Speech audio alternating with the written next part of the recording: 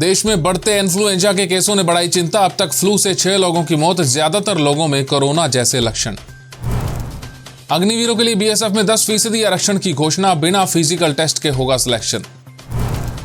किरण रिजिजू ने राहुल गांधी के बयानों को लेकर साधा निशाना, कहा देश की एकता के लिए खतरनाक है राहुल के बयान, देश विरोधियों को होता है फायदा। नमस्कार, मैं हूं संजय सेठी, आप देख रहे हैं जयसिटी टाइम्स। इन्फ्लुएंजा के प्रकोप ने पूरे देश में चिंता बढ़ा दी है। इन्फ्लुएंजा के मामले ऐसे वक्त पर सामने आ रहे हैं जब 3 साल बाद देश कोरोना महामारी से उबर रहा था। बच्चे और बुजुर्ग तेजी से वायरस की चपेट में आ रहे हैं। डॉक्टर्स के मुताबिक इन्फ्लुएंजा के ज्यादातर मरीज एक जैसे लक्षण वाले हैं। वायरस से देश में अब तक 6 लोगों की मौत भी हो चुकी है।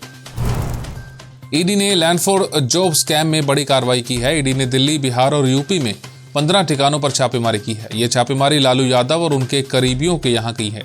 इसके पहले सीबीआई ने इस मामले में लालू यादव और राबड़ी देवी से पूछताछ भी की थी।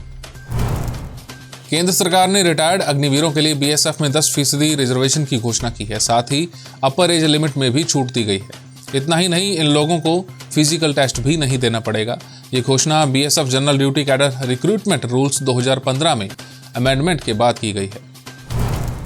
केंद्रीय मंत्री किरण रिजिजू ने विदेश में राहुल गांधी के बयानों पर अपने ट्वीट में लिखा है कि राहुल देश की एकता के लिए बेहद खतरनाक हो गए हैं। अब वो लोगों को भारत को बांटने के लिए उकसा रहे हैं। देश विरोधी ताकतें उनके देश विरोधी बयानों का इस्तेमाल भारत की इमेज बिगाड़ने के लिए कर रही हैं। पूरी दुनिया को प्राकृतिक आपदाओं से बचाने वाला सैटेलाइट निसार बेंगलुरु पहुंच चुका है।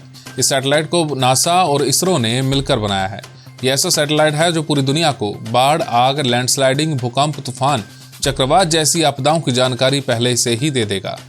इस सैटेलाइट को साल 2024 में लॉन्च किया जाएगा। भारतीय वायुसेना ने जम्मू कश्मीर और लद्दाख के बीच फंसे कुल 438 यात्रियों को एयरलिफ्ट किया है। जानकारी के मुताबिक 434 किलोमीटर लंबे श्रीनगर लेह नेशनल हाईवे के बंद होने के कारण ज्यादातर लोग फंस गए थे। लिहाजा इन यात्रियों को भारतीय वायुसेना ने एयरलिफ्ट कर लिया।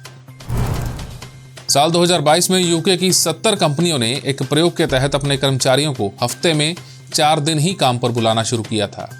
4 डे वर्कवीक के लगभग 6 महीने के ट्रायल के दौरान कर्मचारियों का प्रदर्शन 22% तक बेहतर हुआ था।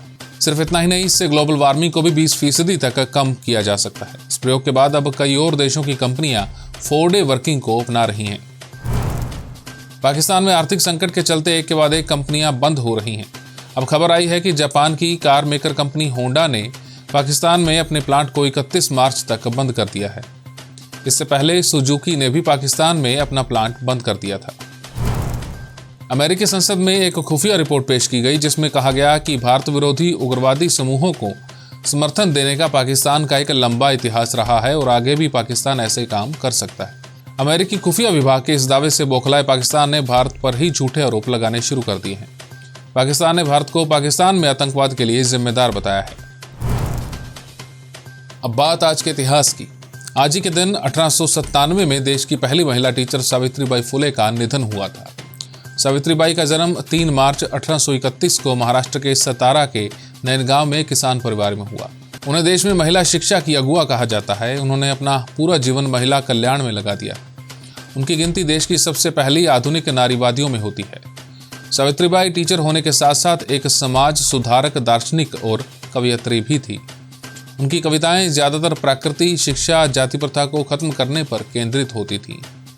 सावित्रीबाई फुले ने न सिर्फ देश में महिला शिक्षा और महिलाओं के अधिकारों के लिए संघर्ष किया, बल्कि उस वक्त के समाज में छुआछूत, बाल विवाह, सती प्रथा और विधवा विवाह जैसी कुरीतियों का भी विरोध किया और इनके खिलाफ जीवन भर संघर्ष करती रही।